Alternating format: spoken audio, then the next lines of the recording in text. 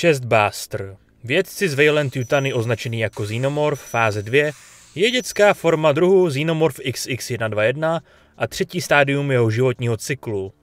Nejznámější je díky svému děsivému způsobu splození. Je implantován do hrudní dutiny hostitelské formy života pomocí facehuggera a po dozrání prudce vyrazí z hrudníku hostitele, kterého neuvěřitelně krvavým a traumatickým způsobem zabije. Chestbustři jsou malí, obvykle ne vyšší než metr a dlouzí kolem 2 metrů včetně osasu, i když byly pozorovány i větší exempláře.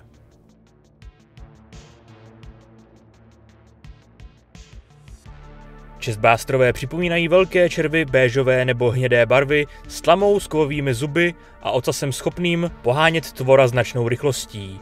U některých chestbusterů byly pozorovány ruce, ale ne vždy tomu tak je. Jiní mají pouze malé pahýly, kde se pravděpodobně ruce nakonec vyvinou. Je možné, že o přítomnosti rukou při narození rozhoduje delší doba březosti. Je známo, že zejména královny chestbusterů, které mají v podstatě delší dobu březosti, se rodí se 4 rukama. Stejně jako s nohama a částečně vyvinutým hřebenem na hlavě. Dokonce i běžní chestbusterové se rodí plně sformovaní, s rukama a nohama, v podstatě jen jako menší verze dospělého jedince, ve kterého se následně vyvinou. Důvodem tohoto jevu je nejasný, ačkoliv se objevily teorie, že v případech, kdy se chestbuster nedokáže dostat z těla svého hostitele v obvyklém čase, snad kvůli větší strukturální integritě hrudního koše a hrudní dutiny hostitele, může hostitel předčasně zemřít v důsledku invaze organismu v něm, který se následně dále vyvíjí, dokud není dostatečně velký a silný, aby se mohl objevit. Během vývoje se chestbuster nachází v plodovém vaku, který je k hostiteli připojen malou pupeční šňůrou, jejímž prostřednictvím pravděpodobně získá živiny potřebné k růstu. Díky tendenci xenomorfa asimilovat určitou část genetických vlastností svého hostitele v procesu označovaném jako DNA reflex, se chestbustři také značně liší v závislosti na životní formě, v níž se vyvíjejí. Například xenomorfové zrození z jauči budou mít po narození čelisti svého hostitele.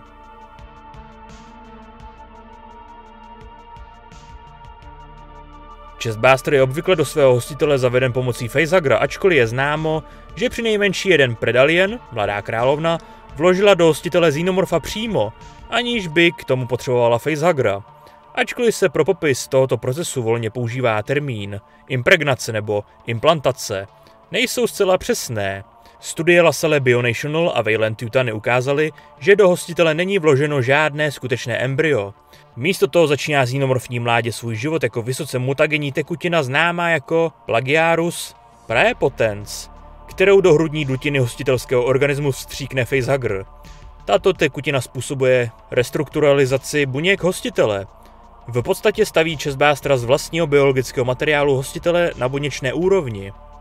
Tento složitý proces zahrnuje absorpci organického materiálu z hostitele, který je následně rozkládán na molekulární úrovni a přetvářen na nové sloučeniny.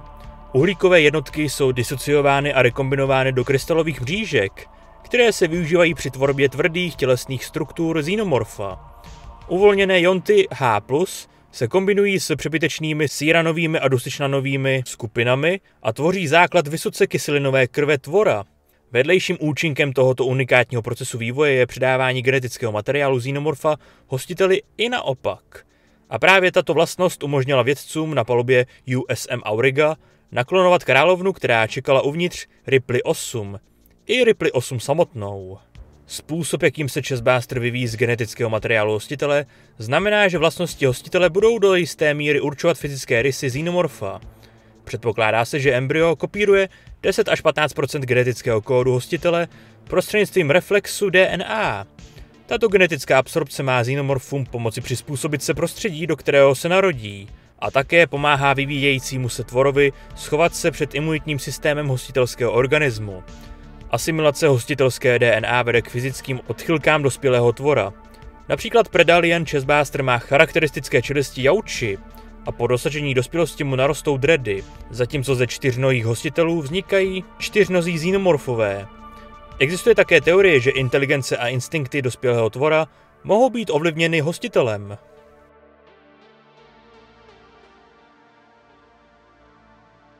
Vývoj chestbusteru je rychlý. Je známo, že charakteristická vnitřní čelist tvora se tvoří do hodiny po implantaci. Doba inkubace se však zdá být rozporuplná. Většina z dokumentovaných případů se pohybuje od několika hodin až po téměř celý den. V případě královny chestbursterů je vývoj podstatně delší a trvá až několik dní. Předpokládá se, že je to důsledkem výrazně složitější fyziologie tvora. Během procesu tvorby a růstu hostitel zpočátku nevykazuje žádné výrazné vnější negativní příznaky, ačkoliv po odloučení faceagra se příznaky akutně stupňují. Nejčastěji se jedná o bolest v krku, mírnou nevolnost, zvýšené překrvení a mírný až extrémní hlad. Během delšího období vývoje embryonální královny mohou příznaky navíc zahrnovat dušnost, vyčerpání a vnitřní krvácení. Zjistitelné pomocí biologických skenerů a projevující se krvácením z nosu nebo jinými zdánlivě náhodnými krvácivými příhodami. Stejně jako bolest na hrudi, způsobené buď nedostatkem prostoru na hrudi v důsledku přítomnosti chestburstera, nebo dokonce předčasný pokus o útěk z hostitele. Tyto negativní efekty však nejsou všudy přítomné. Někteří hostitelé uvádějí, že se během inkubační doby cítí zdravěji než obvykle, což se přičítá zvýšené hladině endorfinu a adrenalinu v jejich krvi. Existuje teorie, že toto zvýšení endorfinu může být jemnou formou sebeobrany ze strany chestburstera.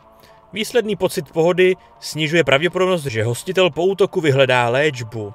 K podobnému vzestupu adrenalinu může zřejmě dojít i během fáze vynošení, což možná vysvětluje, proč byl Larry Percy schopen vstřebat několik střelných ran z bezprostřední blízkosti a přesto přemohl jiného zdravého muže, než se chestburster vynořil z jeho hrudi. Vzhledem k jedinečnému způsobu vzniku je vývoj chestburstera neodmyslitelně spjat se zdravím jeho hostitele. Ačkoliv je známo, že se chestburster úspěšně vylíhne z nedávno zemřelých hostitelů, smrt hostitele na počátku vývojového procesu se pro embryo rovněž stane osudnou. Je známo, že vývoj chestburstera nepříznivě ovlivňuje i některé fyzické vady. Například Larry Percy, jeden z civilistů impregnovaných vědeckým týmem na palubě USM Auriga, trpěl nedostatkem štítné žlázy, který dramaticky zpomalil rychlost růstu embrya v něm, v důsledku čehož došlo k porodu až několik hodin poté.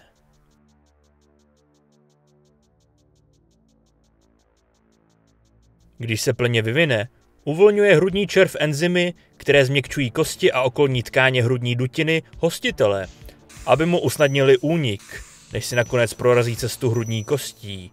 Zatímco hostitel může během minut a hodin předcházejících této události pociťovat určité nepohodlí, včetně mírných bolestí na hrudi a nevolnosti, samotné vypuzení je rychlé a chestburster se dostane ven během několika vteřin od chvíle, kdy hostitel pocítí silnou bolest. Proces začíná křičovitými bolestmi v hrudníku oběti, ale rychle přichází na vysilující agónii a nekontrolovatelných křečí. Když se chestburster konečně objeví, způsobí těžké poranění, prasknutí orgánů a masivní ztrátu krve. Smrt je téměř okamžitá, ale nesnesitelně bolestivá. Chestburster je pravděpodobně nejzranitelnější fází životního cyklu xenomorfa. I když rychle roste, je zpočátku téměř bezbranný, až na svou kyselinovou krev. Na rozdíl od pozdějších dospělých stádií, která mají tvrdý mezoskelet, schopný odrazit i střelbu z ručních zbraní, mají chestbursteri kůži z průhledné tkáně. Pokud se chestburster narodí v obydlené oblasti, okamžitě se snaží uniknout. Nejlépe způsobem, který neumožňuje snadné pronásledování, například skrze vzduchové kanály nebo ventilační otvory, případně zajde tak daleko, že vlastní krví vypálí díru do zdi nebo podlahy. Ačkoliv je známo, že i v tomto dětském stádiu jsou schopni zaútočit na člověka a zabít ho, je zdatnost chestburstera v tomto ohledu omezená a je známo, že se tito tvorové prostě raději skrývají, dokud nedosáhnou dospělosti. Pokud nejsou rušeni, mohou nově narození chestbursterové případně konzumovat části lidské oběti jako potravu. Je známo, že extrémní psychologický dopad mechanismu zrození chestburstera má skutečně nepříznivý vliv na přežití dalších embryí. Svědci krvavé podívané, kteří zjistí, že jsou sami impregnováni, se často snaží ukončit svůj život dříve, než prožijí tak mučivý konec, ať už vlastním přičiněním nebo eutanází. To může být pro chestburstera fatální, ačkoliv v závislosti na způsobu smrti je možné, že přežije i po smrti hostitele a objeví se až později. Je známo, že stáze zastaví vývoj chestburstera a zabrání porodu, jak bylo vidět, když byla desátnice Tequila uvedena do hyperspánku, aby se zabránilo vylíhnutí embrya v jejím nitru. Zdá se, že jen málo materiálu je odolných proti výskytu chestburstera. Je známo, že Chestbuster prorazí neprůstřelnou vestu koloniální námořní pěchoty, jak je vidět v případě vojína Clarissona. Není známo, zda Chestbuster k tomuto účelu používá prostředky, jako je jeho kyselinová krev, nebo zda je to prostě jeho síla, která mu umožňuje prorazit tvrdý materiál.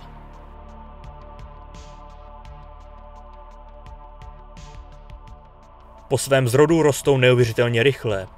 Vetřelec na palubě lodi Nostromo dosáhl dospělosti pouhých několik hodin po narození.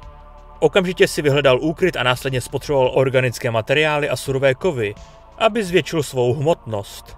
Na palubě USM Auriga vědci zaznamenali, že vývoj Chestbusteru je dokonce patrný pouhým okem.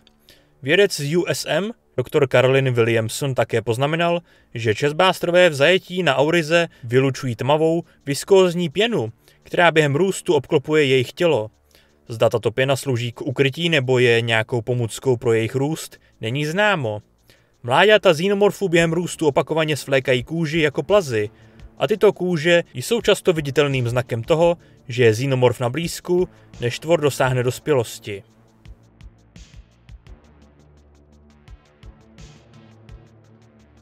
Ačkoliv je zrození Chestbustera ze své podstaty smrtelné, několikrát se tvrdilo nebo navrhovalo, že je možné Chestbustera odstranit dříve, než se zrodí, a nezanechat na hostiteli žádné dlouhodobé následky. Existuje přinejmenším jeden zdokumentovaný případ, kdy byl Chestbuster úspěšně odstraněn a hostitel přežil. Ripley 8 na palubě USM Auriga, která se po odstranění embrya klonované královny v jejím hrudníku plně uzdravila. Objevily se však domněnky, že její přežití bylo výhradně důsledkem změněné genetické struktury. Ripley 8 byla v podstatě částečně xenomorfem a proto šlo o jedinečný případ. Dalším případem zjevného přežití byla doktorka Hollisová, která se po výjimutí embrya královny ze sebe plně zotavila na palubě lodi Europa. Později však zahynula během další operace, při níž se snažila získat xenomorfní biomatérii, která v ní ještě zůstala. Výzkum však ukázal, že je to ze své podstaty zbytečné. Rakovinový vývojový proces, při kterém vzniká Chestbuster, znamená, že i kdyby bylo embryo bezpečně odstraněno z hostitele, brzy by se u něj vyvinulo množství terminálních nádorů, které by způsobily jeho zánik v poměrně krátké době.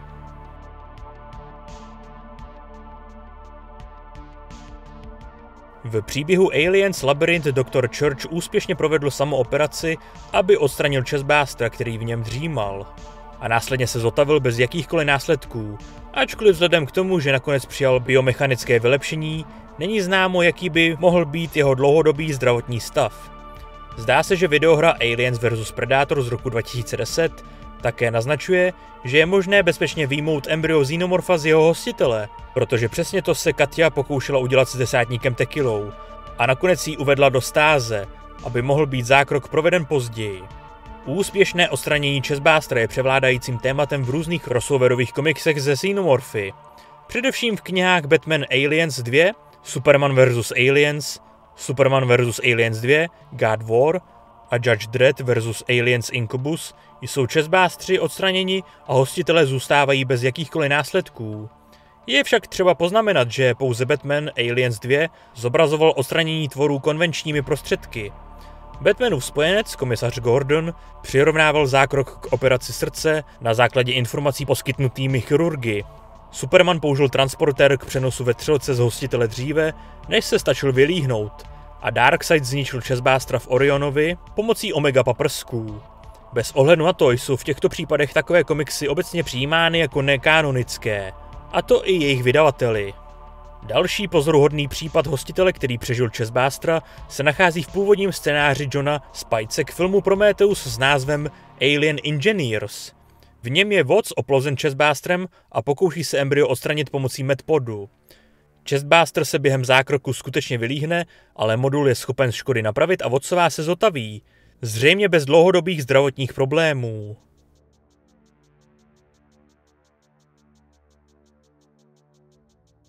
V nekanonickém příběhu Alien 2 On Earth je ukázáno, že xenomorfové Chestbusterové vyrážejí z hostitelova obličeje místo z hrudi, což jim mezi fanoušky vysloužilo hororový název Facebusterové.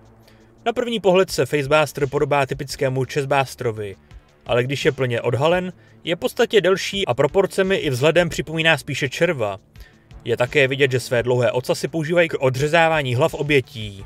Ačkoliv Alien 2 On Earth nemá s oficiální franšízou nic společného, myšlenka vetřelce vyrážejícího z něčího obličeje byla později použita ve filmu Vetřelec vzkříšení, kdy se Chessbuster vynoří z Larryho Purvise a prorazí hlavu doktora Vrena a vyrazí z jeho obličeje, zatímco spolu oba bojují. Konkrétní Chessbuster, který je za to zodpovědný, byl štábem filmu a fanoušky označován jako Facebuster, ačkoliv se anatomicky nijak nelišil od standardního Chessbustera. Tak, toto byl celý rozbor Chessbustera, třetího vývojového stádia Xenomorpha XX121. Jinak díky moc za sledování, za podporu ať už v podobě lajku, dislajku, odběru se zvonkem, komentáře, sdílení či finanční podpory na Patreonu, YouTube členství nebo donatu. Vpravo nahoře budete mít kartu k playlistu zahrnující videa z celé této série. V popisku pod videem máte odkazy na sociální sítě, kam denně dávám info o dalších videích, streamech a dalších zajímavých věciček. Ještě jednou díky moc, že mě sledujete, uvidíme se u dalších teorií, lorů nebo na nějakém livestreamu a do té doby dělejte to, co vás baví, bez ohledu na to, co vám kdo říká. A teď už speciální poděkování patronům na Patreonu a také YouTube členům, kteří podporují chod a nezávislou produkci tohoto kanálu. Mějte se a někdy příště.